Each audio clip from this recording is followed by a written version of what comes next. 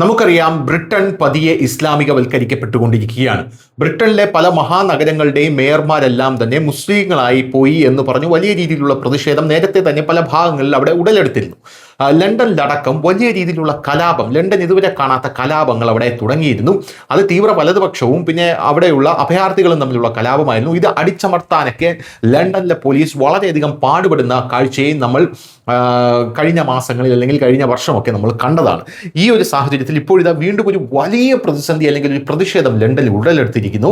ശനിയാഴ്ച സെൻട്രൽ ലണ്ടനിൽ 10,000-കണക്കിന് ആളുകൾ ഒത്തുകൂടിയ 2 മത്സര പ്രകടനങ്ങൾ തലസ്ഥാനത്ത് സമീപം വർഷങ്ങളിലെ ഏറ്റവും വലിയ പോലീസ് നടപടികളിൽ ഒന്നായിരുന്നു എന്നുള്ളതാണ്.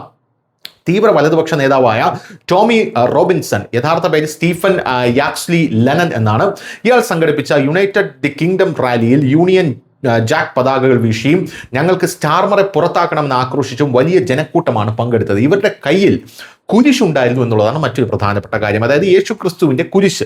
ഇതുമായിട്ടാണ് ഇവർ വലിയ പ്രകടനം നടത്തിയത്. നിരവധി പങ്കാളികൾ ഇംഗ്ലണ്ടിനെ വീണ്ടും മഹത്തരമാക്കൂ, തൊപ്പികൾ ധരിച്ച് കുടിയേറ്റം, വെള്ളക്കാരായ തൊഴിലാളി വർഗ പ്രശ്നങ്ങൾ, നിലവിലെ സർക്കാരിനോടുള്ള അതൃപ്തി എന്നിവ അവിടെ പ്രകടിപ്പിച്ചു എന്നുള്ളതാണ് മറ്റൊരു പ്രധാനപ്പെട്ട കാര്യം. അതേസമയം നക്ബ ദിനാഘോഷത്തോടനുബന്ധിച്ച് ഒരു പ്രത്യേക പലസ്തീൻ അനുകൂല മാർച്ചും ഇതിനെതിരെ അവിടെ നടന്നു എന്നുള്ളതാണ്. കെൻസിംഗ്ടണിൽ നിന്ന് ആരംഭിച്ച് വാട്ടർലൂ പ്ലേസിൽ ഒരു റാലിയുടെ ഇത് അവസാനിച്ചു.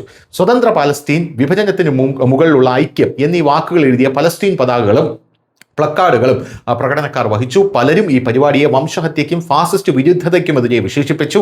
അതേസമയം മറ്റ് പ്രതിഷേധങ്ങളുമായി ബന്ധമില്ലാത്ത ഒരു വാർഷിക അനുസ്മരണമാണ് ഇത് എന്നവർ ഊന്നിപ്പറയുകയും ചെയ്തു. ഈ 2 പ്രതിഷേധങ്ങളും കൂട്ടിമുട്ടുമോ എന്നുള്ളതായിരുന്നു അവിടെയുള്ള പോലീസിന്റെ ആശങ്ക എന്ന് പറയുന്നത്. എങ്കിൽ അവിടെ ഒരു കലാപം ഉറപ്പാണ് എന്ന് പോലീസിന് അറിയാം. ഇവർ രണ്ടുപേരും കൂട്ടിമുട്ടാതിരിക്കാൻ പോലീസ് ചില്ലറ പണിയൊന്നും വല്ലപ്പെട്ടത് എന്നുള്ളത് മറ്റൊരു പ്രധാനപ്പെട്ട കാര്യം. News desk, news Malayalam.